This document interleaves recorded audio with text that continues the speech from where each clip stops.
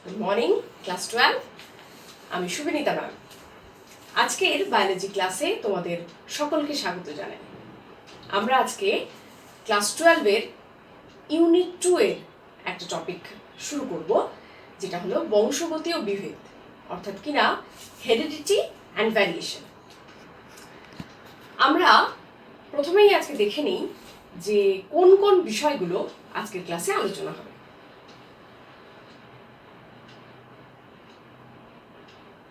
আজকে আমরা যে যে বিষয়গুলো পড়ব দেখে নাও তোমরা। তার মধ্যে রয়েছে প্রথমেই মেন্ডেলবাদ বা মেন্ডেলিজম, তারপর রয়েছে প্রকটতার সূত্র বা ল অফ ডমিনেন্স, নেক্সট পৃথকীভবনের সূত্র অর্থাৎ কিনা ল অফ সেগ্রিগেশন, তারপরে স্বাধীন বিন্যাসের সূত্র অর্থাৎ ল অফ ইন্ডিপেন্ডেন্ট অ্যাসর্টমেন্ট, আর রয়েছে গ্যামেটের প্রকার নির্ণয়। একটা নির্দিষ্ট জিনোটাইপ দেওয়া থাকবে, সেখান থেকে আমরা বের করব যে কতগুলো গ্যামেট হতে পারে এবং গ্যামেটগুলোর প্রকারই বা কী হবে। আর তারপরে টেস্ট ক্রস এবং ব্যাক ক্রসের অনুপাত এবং তার গুরুত্বটা কি আমরা জানব। এখন শুরু করা যাক প্রথম থেকে। বংশগতি জিনিসটা কি? ছেলেমেয়েরা তাদের যে চারিত্রিক বৈশিষ্ট্য সেটা পায় তাদের বাবা মা মায়ের থেকে, আর যে পদ্ধতিতে এই বংশগত বৈশিষ্ট্য বাবা মার থেকে সন্তানের মধ্যে আসে তাই হলো বংশগতি বা হেরিডিটি। আর বিজ্ঞানের যে শাখায় এই বংশগতি নিয়ে আলোচনা হয় সেটা হলো বংশগতিবিদ্যা, সুপ্রজননবিদ্যা বা জেনেটিক্স। তোমরা ক্লাস 12-এর স্টুডেন্ট এবং তোমরা সকলেই খুব সহজেই বলে দেবে ফাদার অফ জেনেটিক্স কাকে বলা হয়। ইয়েস, গ্রেগর জোহান মেন্ডেলকে বলা হয় বংশগতির জনক। মেন্ডেলের যে গল্প ভীষণ ইন্টারেস্টিং, আর মেন্ডেল মটর গাছের উপর সংকরায়ন করে বংশগতির যে সূত্রগুলো আবিষ্কার করেন তাকেই বলা হয় মেন্ডেলবাদ বা মেন্ডেলিজম। এই মেন্ডেলবাদ বুঝতে গেলে আগে জানতে হবে যে কিভাবে মেন্ডেল তার এক্সপেরিমেন্টগুলো করে।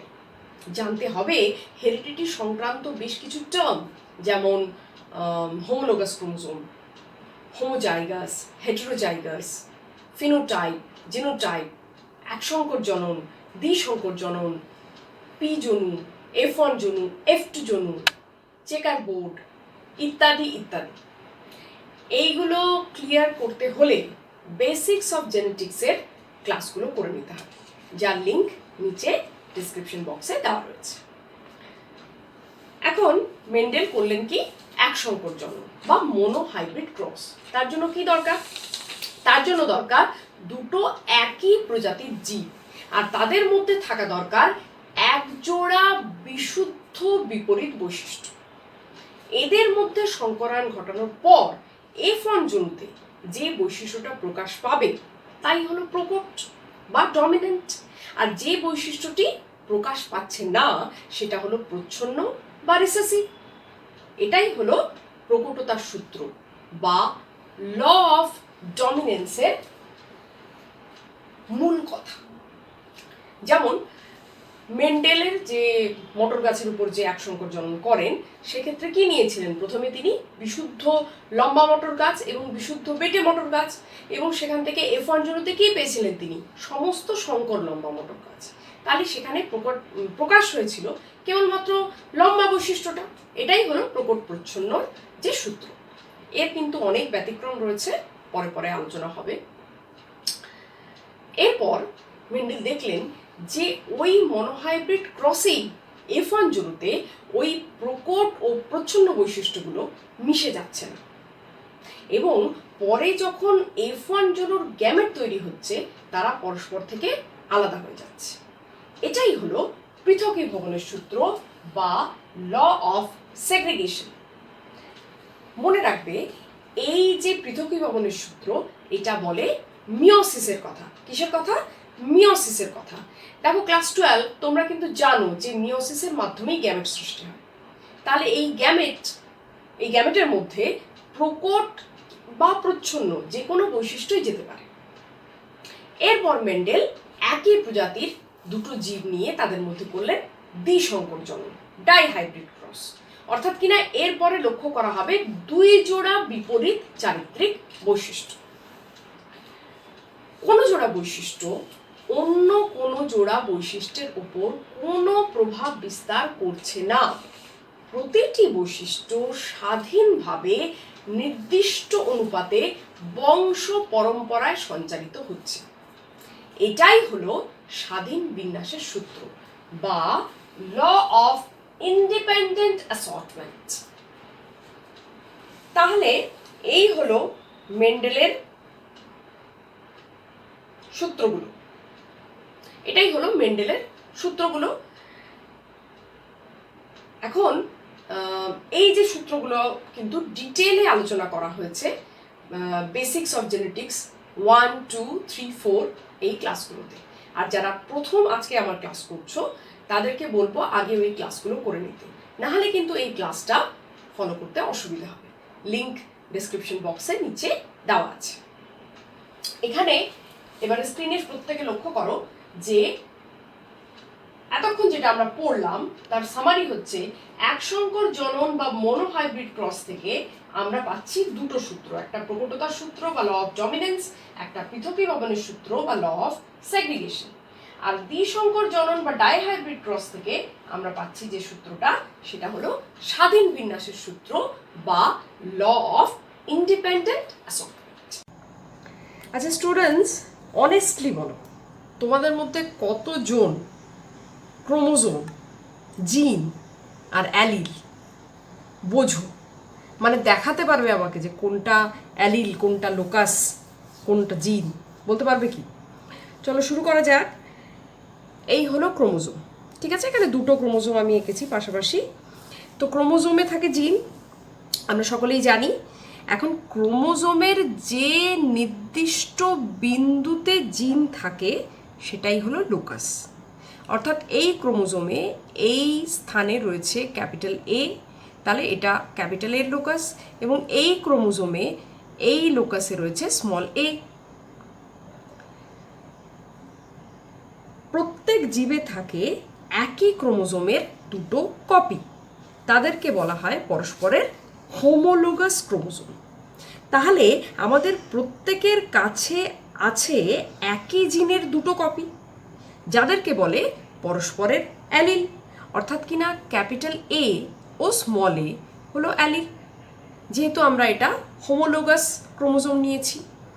তাহলে মটর গাছের ক্ষেত্রে যে লম্বা বৈশিষ্ট্যের জন্য দায়ী ক্যাপিটাল টি জিন এবং বেঁটে বৈশিষ্ট্যের জন্য দায়ী স্মল টি জিন, এরা হলো পরস্পরের অ্যালিল। সিমিলারলি গিনিপিগের ক্ষেত্রে কালো লোমের জন্য দায়ী ক্যাপিটাল বি জিন এবং সাদা লোমের জন্য দায়ী স্মল বি জিন হলো পরস্পরের অ্যালিল।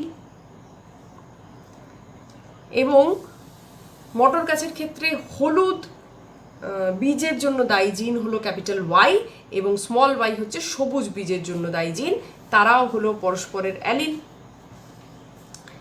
এবং গিনিপিগের ক্ষেত্রে যে অমসৃণ লোমের জন্য ক্যাপিটাল আর জিন এবং মসৃণের জন্য স্মল আর, তারাও পরস্পরের অ্যালিল।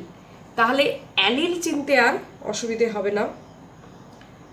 এবার আমরা গ্যামেটের প্রকার নির্ণয় করব, ঠিক আছে? তোমরা কি ঠিকঠাক গ্যামেট বানাতে পারো?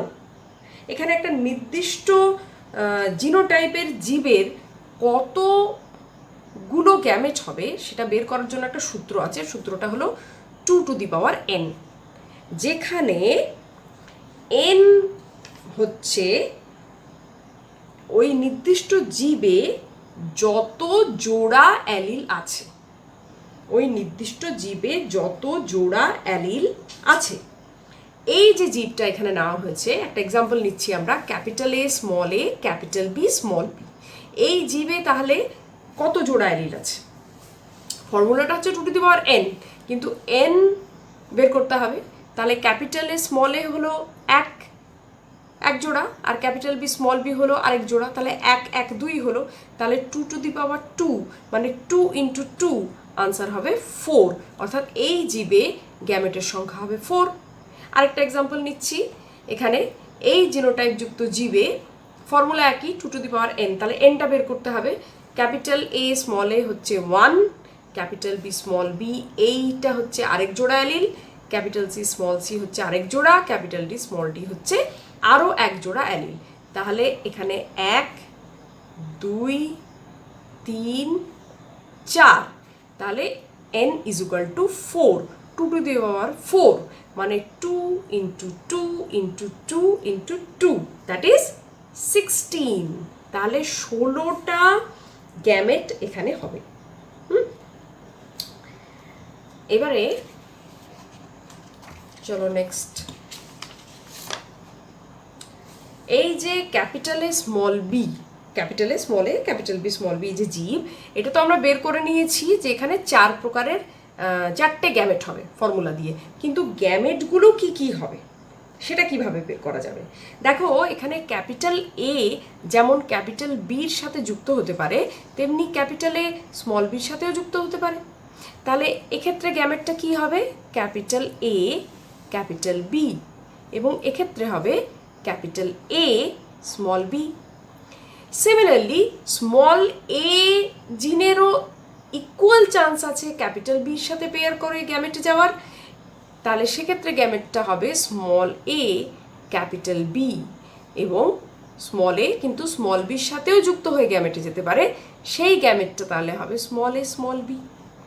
তাহলে 1 2 3 4 4টে গ্যামেট মিলে গেল। নেক্সট আবার একটা জীব এখানে নিয়েছি, এবং এখানে দুটো জিনিস আমরা করব। প্রথম, গ্যামেটের সংখ্যা নির্ণয় করব ওই ফর্মুলাতে 2n দিয়ে, এবং কি কি প্রকারের গ্যামেট হবে সেটা বের করব। তাহলে গ্যামেটের সংখ্যা তো আমরা বের করে নিতে পারবো, এখানে 1 2 and 3, তাহলে এখানে হবে 2 টু দি পাওয়ার 3, তাহলে এখানে 2 ইন্টু 2 ইন্টু 2 দ্যাট ইজ 8, 8টা এখানে গ্যামেট হবে, গ্যামেটের সংখ্যা হচ্ছে 8টা। এবারে কোন কোন কোন প্রকার গ্যামেট হবে দেখো, এখানে ক্যাপিটাল এ যেমন ক্যাপিটাল বির সাথে পেয়ার করতে পারে, তেমনি ক্যাপিটাল এ স্মল বির সাথেও যুক্ত হতে পারে। ক্যাপিটাল বি আবার ক্যাপিটাল সির সাথে যেমন যুক্ত হতে পারে, তেমনি ক্যাপিটাল বি স্মল সির সাথেও যুক্ত হতে পারে। তাহলে capital A capital B capital C নিয়ে গ্যামেটটা হচ্ছে এরকম, আর ক্যাপিটাল এ ক্যাপিটাল বি আর স্মল সি নিয়ে গ্যামেটটা দাঁড়াবে এরকম।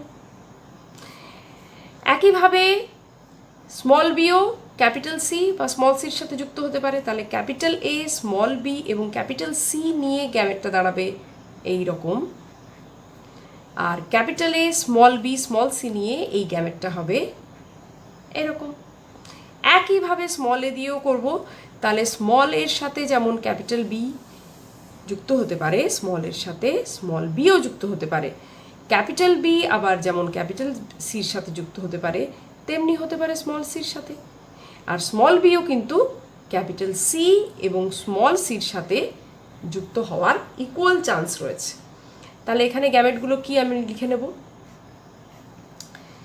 Small A capital B capital C, এটা একটি gamete. Small A capital B small C, এটি আরও একটি গ্যামেট। স্মল এ স্মল বি ক্যাপিটাল সি, এবং স্মল এ স্মল বি স্মল সি। 1 2 3 4 5 6 7 8, ঠিক যেটা আমরা ফর্মুলায় বসিয়েছিলাম। এবং কোন কোন প্রকার গ্যামেট, কোয়েশ্চেন নাম্বার 2 এটা হচ্ছে আনসার। ক্লিয়ার তো? মিলে গেল। এবারে চলো নেক্সট টপিকে। আজকের নেক্সট টপিক হচ্ছে ব্যাকক্রস টেস্ট ক্রস। প্রথমে ব্যাকক্রসে আসি। তোমরা সকলেই জানো ব্যাকক্রস কাকে বলে। ব্যাকক্রস মানে হচ্ছে যে F1 অপত্য তার সঙ্গে পি জনুর যে কোনো একটা জীবের মিলন। আমরা যদি মেন্ডেলের এক সংকরায়ন এক্সাম্পলটা নিই, সেক্ষেত্রে মটর গাছে আমরা মেন্ডেলের ক্ষেত্রে F1 জনুতে পেয়েছিলাম ক্যাপিটাল টি স্মল টি, যেটা হচ্ছে শঙ্কর দীর্ঘ মটর গাছ। এই শঙ্কর লম্বা মটর গাছের সঙ্গে যদি বিশুদ্ধ লম্বা যে মটর গাছ তার মিলন ঘটানো হয়, তাহলে সেটাও যেমন ব্যাকক্রস, তেমনি এর সাথে যদি বিশুদ্ধ প্রচ্ছন্ন যে মটর গাছ তার সংকরণ ঘটানো হয়, সেটাও তাহলে ব্যাকক্রস। সেই জন্য এখানে লেখা আছে ব্যাকক্রস 1 এবং এটা ব্যাকক্রস 2, এই দুটোই কিন্তু ব্যাকক্রস। তাহলে ব্যাকক্রস 1-এ কি হচ্ছে দেখে নেওয়া যাক। ব্যাকক্রস 1-এর ক্ষেত্রে এই শঙ্কর লম্বা মটর গাছের গ্যামেট বেরোবে ক্যাপিটাল টি এবং স্মল টি, এবং যে বিশুদ্ধ লম্বা মটর গাছ তার গ্যামেট বেরোতে পারে ক্যাপিটাল টি।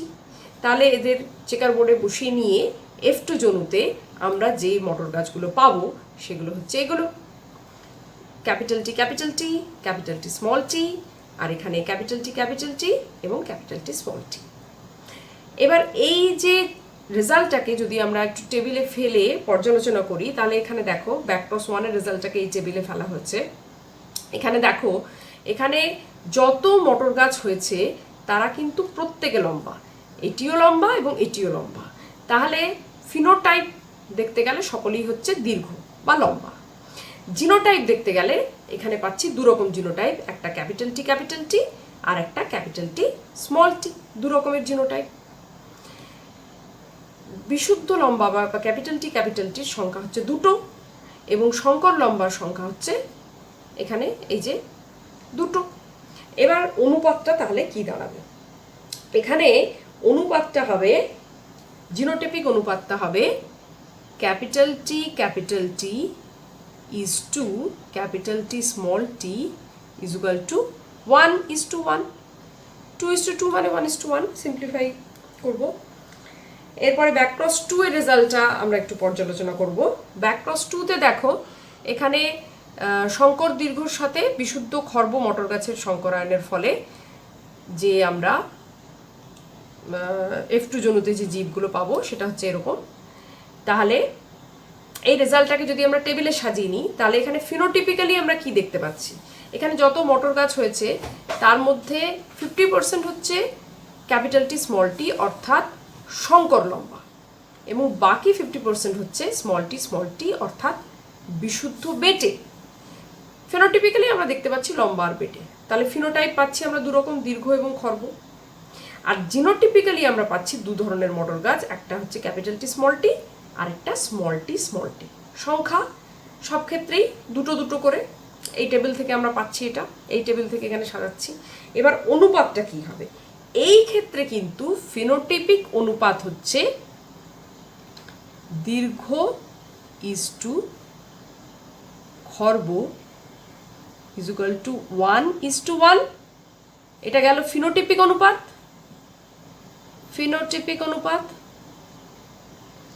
আর জিনোটাইপিক অনুপাতটা দাঁড়াবে কি? Capital T small T is to small T is equal to 1:1। এটা কিন্তু জেনোটাইপিক অনুপাত। ঠিক আছে? এর এই যে ব্যাকক্রস কেন করব? ব্যাকক্রস সেটা হচ্ছে যে জনিত্রী জনুর কোনো বৈশিষ্ট্যকে যদি শঙ্কর উদ্ভিদে ফিরিয়ে আনার ইচ্ছে থাকে তবেই ব্যাকক্রস করা হয়, এবং এই রকম ব্যাকক্রস করে করে কিন্তু একদম বিশুদ্ধ জীব সৃষ্টি করা যায়। তাহলে ব্যাকক্রস সকলে বুঝেছো। এবারে চলে যাচ্ছি টেস্ট ক্রসে। টেস্ট ক্রস আগে বলো, টেস্ট ক্রস কেন করব? একটা মটর গাছ, ঠিক আছে, দেখতে পাচ্ছি বাইরে থেকে যে সেটা লম্বা। এখন সেটা বিশুদ্ধ লম্বা নাকি শঙ্কর লম্বা, সেটা ক্যাপিটাল টি নাকি ক্যাপিটাল টি স্মল টি, ওইটা জানার জন্যই করব টেস্ট ক্রস। টেস্ট ক্রস হচ্ছে F1 অপত্যর সাথে পি জনুর বিশুদ্ধ প্রচ্ছন্ন জীবের মিলন। এক্ষেত্রে পি জনুর যে প্রচ্ছন্ন স্মল টি সেই মটর গাছের সাথে তাহলে মিলন ঘটাতে হবে, এবং এই ক্রসে দুটো চান্স আছে। আমি ধরেই নিয়েছি যে লম্বা মটর গাছটা হতে পারে ক্যাপিটাল টি, তাহলে এটা হচ্ছে সেক্ষেত্রে প্রথম ক্রস, এবং যদিও এই মটর গাছটা হয় শঙ্কর লম্বা তাহলে দ্বিতীয় ক্রস। এটা এই দুটো সম্ভাবনা রয়েছে। এই দুটো সম্ভাবনার মধ্যে দিয়ে আমরা পেয়ে যাব লাস্টে উত্তর যে ওই লম্বা মটর গাছটা ছিল ক্যাপিটাল টি নাকি ক্যাপিটাল টি স্মল টি। প্রথম ক্ষেত্রে গ্যামেট দাঁড়াবে এর থেকে ক্যাপিটাল টি এবং এর থেকে গ্যামেট পাওয়া যাবে স্মল টি, তাহলে গাছটি হবে ক্যাপিটাল টি স্মল টি। অর্থাৎ ফেনোটিপিক্যালি আমরা দেখতে পাবো সমস্ত গাছ হচ্ছে লম্বা। কিন্তু দ্বিতীয় পসিবিলিটির ক্ষেত্রে এখানে যে গ্যামেট পাওয়া যাবে ক্যাপিটাল টি স্মল টি এবং এর থেকে তো একই রকম গ্যামেট হবে স্মল টি, এদের গ্যামেটের এইভাবে মিলন ঘটিয়ে আমরা যে জীবগুলো পাবো তার মধ্যে 50% হবে দীর্ঘ। এই যে ক্যাপিটাল টি স্মল টি এরা কিন্তু 50% দীর্ঘ, বাকি 50% স্মল টি অর্থাৎ খর্ব। ঠিক আছে, তাহলে যদি এই ধরনের সংকরায়নের ফলে উৎপন্ন সমস্ত গাছই লম্বা হয় তাহলে অবশ্যই ওই প্রথম যে দীর্ঘ মটর গাছটা ছিল সেটি হবে ক্যাপিটাল টি অর্থাৎ কিনা বিশুদ্ধ লম্বা। আর যদি লাস্টে দেখা যায় যে 50% দীর্ঘ এবং 50% খর্ব মটর গাছ উৎপন্ন হচ্ছে তাহলে ওই যে লম্বা মটর গাছটি সেটা হবে শঙ্কর লম্বা। ঠিক আছে, তাহলে এইভাবে আমরা বের করতে পারবো যে একটা লম্বা মটর গাছ ক্যাপিটাল টি নাকি ক্যাপিটাল টি স্মল টি।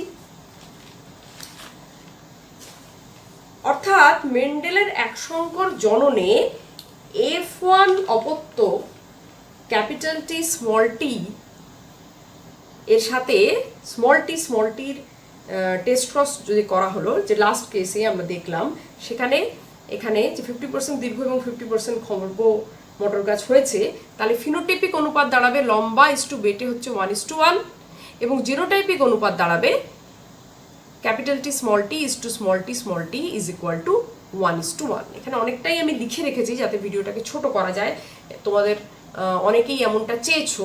ঠিক আছে, এবং তোমাদের এখন যারা নতুন যদি কেউ ক্লাস দেখছো এবং তোমাদের যদি কোনো নতুন তোমাদের মনে হয় যে কিভাবে ক্লাসটাকে তোমাদের উপযোগী করে তোলা যায় তাহলে অবশ্যই তোমরা কমেন্ট বক্সে সাজেশন দিতে পারো। আর এরপরে দিয়ে দিই আজকের হোমওয়ার্কটা হচ্ছে তোমাদের এখানে দেখে নাও, শঙ্কর লম্বা ও গোল বীজযুক্ত মটর গাছের সঙ্গে পি জনুর বিশুদ্ধ প্রচ্ছন্ন মটর গাছের সংকরায়ন ঘটালে F2 জনুর ফিনোটাইপিক ও জিনোটাইপিক অনুপাত কি হবে। সেকেন্ড দিলাম, নিম্নের জীবগুলো কত প্রকারের গ্যামেট সৃষ্টি হবে দেখাও। ঠিক আছে, মানে তোমাকে সংখ্যা এবং গ্যামেটের প্রকার দুটোই দিতে হবে। প্রথমটায় আছে ক্যাপিটাল এ স্মল বি, 2 নম্বরটায় এরকম জেনোটাইপ, আর 3 নম্বরটায় capital A capital B capital C capital D. ঠিক আছে, তোমরা প্রত্যেকে এটা করে দেখাবে এবং যদি কারো অসুবিধে হয় তাহলে সেটাও কমেন্ট বক্সে লিখবে। তাহলে নেক্সট ক্লাসে আমি প্রথমে সেই প্রবলেমটা আলোচনা করে ক্লাসটা শুরু করব। ক্লাস 12 আমরা আজকের ক্লাসের একেবারে শেষ পর্যায়ে চলে এসেছি। আজকের ক্লাসটা যদি তোমাদের ভালো লেগে থাকে প্রত্যেকে অবশ্যই লাইক করবে এবং শেয়ার করে বন্ধুদেরকে দেখার সুযোগ করে দেবে। আর এরকম ক্লাস কন্টিনিউয়াসলি পেতে গেলে অবশ্যই প্রত্যেকে সাবস্ক্রাইব করবে। প্রত্যেকে ভালো থেকো, সুস্থ থেকো। Good bye students.